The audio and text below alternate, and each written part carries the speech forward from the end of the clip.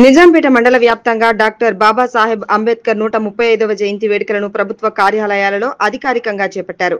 ఈ మేరకు నిజాంపేట మండల కేంద్రంలో దళిత బహుజన సంఘాల నాయకులు, ప్రజాప్రతినిధుల ఆధ్వర్యంలో అంబేద్కర్ విగ్రహానికి పూలమాలలు వేసి ఘన నివాళులర్పించారు. ఈ సందర్భంగా మాజీ జెడ్పీటీసీ పంజా విజయ్ కుమార్ మాట్లాడుతూ, భారత రాజ్యాంగ నిర్మాత, భారతరత్న డాక్టర్ బాబాసాహెబ్ బిఆర్ అంబేద్కర్ జయంతి వేడుకలను జరుపుకోవడం అదృష్టంగా భావిస్తున్నామన్నారు. బడుగు బలహీన వర్గాల ఆశాజ్యోతి డాక్టర్ బిఆర్ అంబేద్కర్ అని ప్రతి ఒక్క పౌరుడు ఆ మహానీయుని ఆశయ సాధనకు కృషి చేయాలన్నారు.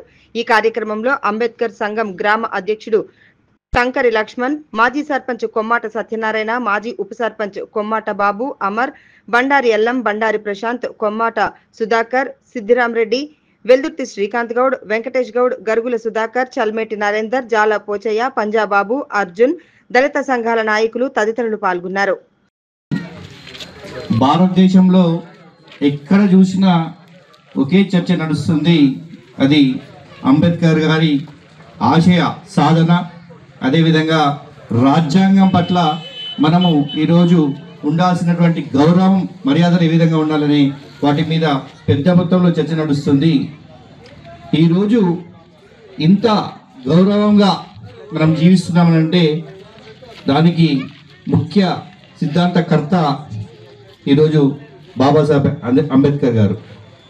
అలాంటి మహానీయుని ఆశయాలను ఏదైతే ఈరోజు దేశం పంచిపుచ్చుకొని ముందుకు పోతుందో ఆ ఆశయ సిద్ధాంతం కోసం ప్రతి ఒక్కరం కూడా ముందుని చెప్పి ఈ సందర్భంగా తెలియజేస్తున్నాం. అదేవిధంగా ఎకనామిక్స్లో మొట్టమొదటి విదేశంలోకి వెళ్ళి డాక్టరేట్ సంపాదించినటువంటి వ్యక్తి మహానుభావుడు డాక్టర్ బిఆర్ అంబేద్కర్ గారు. తను ఎన్నో త్యాగాలకు వచ్చి మన దేశం యొక్క పునర్నిర్మాణంలో కీలక భూమిక పోషించినటువంటి వ్యక్తిని ఈరోజు ప్రపంచ దేశాలు కూడా మనం హర్షించే విధంగా ఉన్నదని అంటే ముఖ్య గర్వకారణం మన దేశానికి అంబేద్కర్ కాబట్టి తను ఏదైతే ఆలోచన విధానాన్ని ప్రజలకు అందించారో, ఏదైతే రాజ్యాంగంలో పొందపరిచారో వాటన్నిటిని కూడా మనం అందరం గౌరవిస్తూ ఈ జాతిని ముందుకు తీసుకుపోవాల్సినటువంటి బాధ్యత మనందరి మీద ఉంది. కాబట్టి మనం అందరం కూడా తన అడుగుజాడలు నడుస్తూ తనకు ఘన నివాళి నర్పిస్తున్నవి కాకుండా ఒక్కరోజు అంబేద్కర్ కొన్ని అనివార్య కారణాల వల్ల ఈ రోడ్డు ఎక్స్టెన్షన్లో భాగంగా ఈరోజు ఆ మహనీయునికి ప్రత్యేకమైనటువంటి స్థానం లేకుండా ఉంది.